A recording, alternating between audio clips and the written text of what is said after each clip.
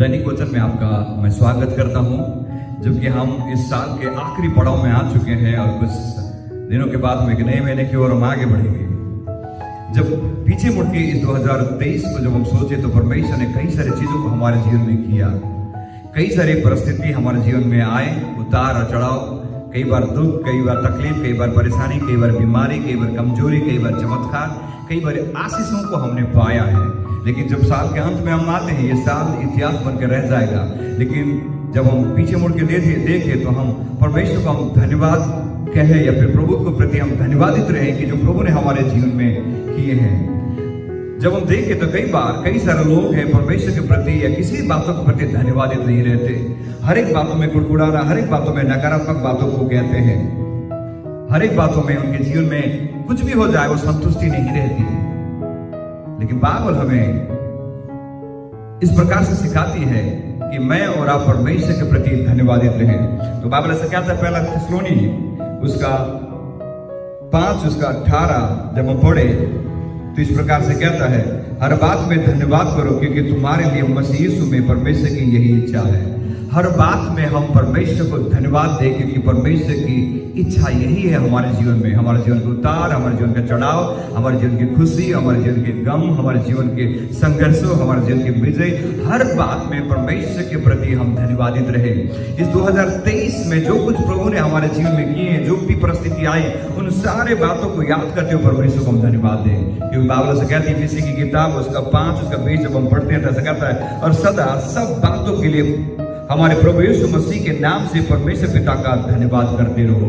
Bible भी हमें सिखाती है कि हमें हर बातों के लिए परमेश्वर को हम धन्यवाद देते रहे। जब बाइबल में देखें तो 3 प्रकार के झुंड या 3 प्रकार के कैटेगरी के लोग पाए जाते हैं, और जिनके बारे में आज के समय में आपको बताना चाहता हूं। ऐसे कई सारे लोग हैं जो अपने जीवन में आशीषों को पाने के बाद उन्होंने परमेश्वर को धन्यवाद दिया। उदाहरण के तौर पे जब हम देखें तो पहला कैटेगरी, जो पहला झुंड या पहला समुदाय के लोग वो है जो अपने जीवन में आशीष पाने के बाद परमेश्वर को धन्यवाद करते हैं। जब निर्गमन की किताब को हम पढ़ते हैं तो हम देखते हैं, इजरायली जब भूखे थे, इजरायली जब प्यासे थे, जब परमेश्वर ने चट्टान से उन्हें पानी पिलाया, जब परमेश्वर ने आकाश से मन्ना खिलाई, तो ये लोग परमेश्वर के प्रति धन्यवादित थे। इससे पहले उनके जीवन में कुड़कुड़ाना था। वो हर एक बातों के लिए संतुष्टि नहीं थे, हर एक बातों के लिए दोष देते थे मूसा के ऊपर, हर एक बातों के लिए दोष देते परमेश्वर के ऊपर। लेकिन जब उनके जीवन में आशीष मिली, तब आशीष पाने के बाद परमेश्वर को धन्यवाद करते हैं। तो कई सारे लोग हैं जो अपने जीवन में आशीष पाए तो ही धन्यवाद देते हैं, और इससे पहले प्रभु के प्रति धन्यवादित नहीं रहते। लेकिन साल के अंत में हम आ चुके हैं। आइए, जो परमेश्वर ने हमारे जीवन में आशीष दी है, उन आशीषों के प्रति प्रभु के प्रति धन्यवादित रहे, और जो प्रभु हमारे जीवन में करने वाला है उसके लिए भी धन्यवादित दें, और जो प्रभु ने कर दिया है उसके लिए भी हम प्रभु को हम धन्यवाद हम कहें। यहाँ पे पहला कैटेगरी के लोग वो थे जिन्होंने आशीष पाने के बाद परमेश्वर को धन्यवाद दिया। निर्गमन की किताब उसका 14 अध्याय उसका 28 से लेकर 30 तक जब हम पढ़ते हैं तो उन बातों का विवरण हम पढ़ते हैं। और दूसरी कैटेगरी के लोग वो है, ऐसा कहता है, वो जीवन में जो संघर्ष या लड़ाई जो लड़ते हैं उससे पहले, जीवन में जो कुछ भी हो रही है या होने वाली है उससे पहले ही एडवांस में परमेश्वर को धन्यवाद देते हैं। जब हम बाइबल के अंदर देखें तो यहोशापात राजा के बारे में जब हम पढ़ते हैं, दूसरे राजा की किताब उसका 20वां अध्याय में जब हम पढ़े तो इस प्रकार से कहता है कि यहोशापात जब शत्रुओं से घिरा हुआ था और वो नहीं सोच पा रहा था कि अब क्या करें, उनसे लड़े या फिर क्या करें, और वहां से भाग भी नहीं सकता था। लेकिन उस वक्त यहोशापात ने अपने सारे लोगों को लेके परमेश्वर को उपस्थिति में प्रभु से पूछने लगे, और परमेश्वर को उन्होंने पहले से ही धन्यवाद दिया कि प्रभु आपको हम धन्यवाद देते हैं, जबकि हम विजय को हमने नहीं देखा, चमत्कार को हमने नहीं देखा, छुटकारे को हमने नहीं देखा, लेकिन क्या हम आपको पहले से आपको धन्यवाद देना चाहते हैं। और यहोशापात ने परमेश्वर को मंडली के साथ बैठकर उन्होंने धन्यवाद दिया। दूसरे कैटेगरी के लोग वो हैं जो अपने जीवन के चमत्कारों को पाने से पहले प्रभु को धन्यवाद देते हैं, और ये यहोशापात राजा था जिसने अपने जीवन में उस लड़ाई को जीतने से पहले परमेश्वर को धन्यवाद दिया, और जब उसने लड़ाई उसको लड़नी पड़ी तो परमेश्वर ने उसको उस लड़ाई में उसको विजय दिया, क्योंकि उसने उस विजय को पाने से पहले ही उसने परमेश्वर को धन्यवाद दिया। तो तीसरे कैटेगरी के लोग वो हैं जो अपने जीवन में जब परिस्थिति से गुजरते हैं विपरीत परिस्थिति से गुजरते हैं, संघर्षों से गुजरते हैं, तब संघर्षों के बीच मध्य में परमेश्वर को धन्यवाद देते हैं। जब दानियल की किताब उसका 6 अध्याय उसका 10 जब हम पढ़ते हैं तो बाइबल इस प्रकार से कहती है कि जब दानियल को पता चला कि वो संघर्षों में है,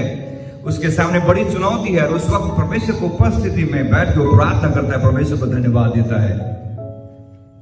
दानियल उस कैटेगरी का व्यक्ति था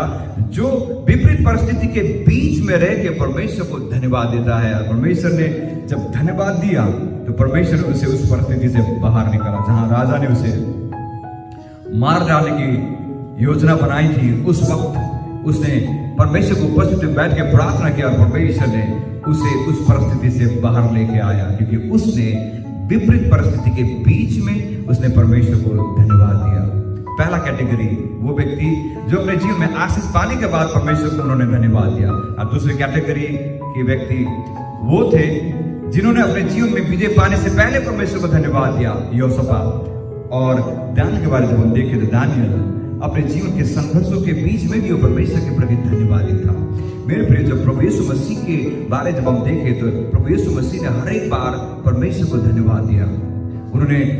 सेवकाई शुरू करने से पहले ही प्रभु की उपस्थिति में प्रभु को धन्यवाद देते थे, और सेवकाई खत्म होने के बाद ही परमेश्वर को धन्यवाद देते थे, और सेवकाइयों के बीच में भी उन्होंने परमेश्वर को धन्यवाद देते थे। और प्रभु यीशु मसीह का जीवन एक धन्यवादित का जीवन था, जो कि साल के अंत में आ चुके हैं। 2023 जाने वाला है, 2024 आने वाला है, लेकिन आइए परमेश्वर को हम धन्यवाद दें उन तमाम आशीषों के लिए जो प्रभु ने हमारे जीवन में किए हैं, और प्रभु को हम धन्यवाद दें उन तमाम आशीषों के लिए जो प्रभु हमारे जीवन में करने वाला है,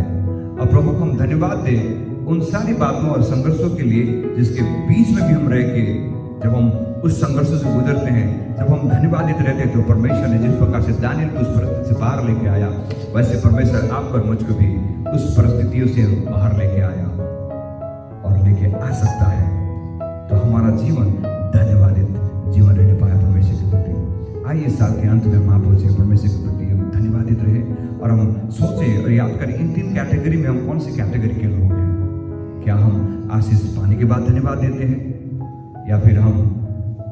आशीष पाने वाले उससे पहले ही एडवांस में धन्यवाद देते हैं, या फिर हम समस्याओं के बीच में हम धन्यवाद देते हैं, जो कि इस साल को खत्म करने वाले हैं। आइए हम प्रभु को हम धन्यवाद दें इस साल के लिए जो प्रभु ने हमारे जीवन में किए, उन बातों के लिए जो हमारे जीवन में नहीं हुए, उन बातों के लिए भी जो हमारे जीवन में संघर्ष का सामना हमने किया और उससे शिक्षाएं हमने पाई, और साथ ही साथ हम धन्यवाद दें विशेष करके आने वाला साल के लिए कि प्रभु हमारे जीवन में नई चीजों को, नई कामों को प्रभु ने करने पाया, हमारे सेवकाई में नई बातें हों, इसके लिए हम परमेश्वर को पहले से हम धन्यवाद दें, धन्यवादित रहे, प्रभु को हम धन्यवाद दें। तो आइए सुबह के समय इस साल के अंत में हम एक सही कैटेगरी वाले व्यक्ति बने कि हम परमेश्वर को हम धन्यवाद देने पाए, हर परिस्थिति में, समस्याओं के बीच में भी, समस्या के बाद में भी, समस्या के बीच में भी, और समस्या से पहले भी प्रभु को हम धन्यवाद दें, और हमारा जीवन परमेश्वर के प्रति धन्यवादित रहने पाए। आइए हम प्रभु को हम धन्यवाद दें इस साल के लिए, और साथ ही साथ धन्यवाद दें आने वाले साल 2024 के लिए, ताकि प्रभु हमारे जीवन में, सेवकाई में, परिवार में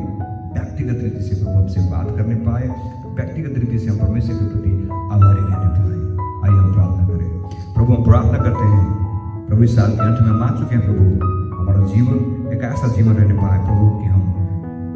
हर एक परिस्थिति में प्रभु आपको धन्यवाद कहने पाए,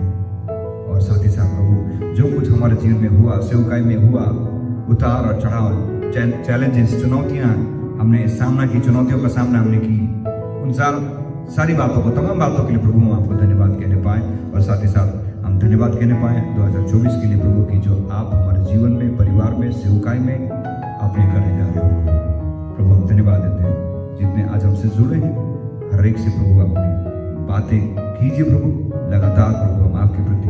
धन्यवादित हम रहे जैसे वचन सिखाती है, क्योंकि प्रभु आपकी इच्छा भी यही है कि हम हर बातों में परमेश्वर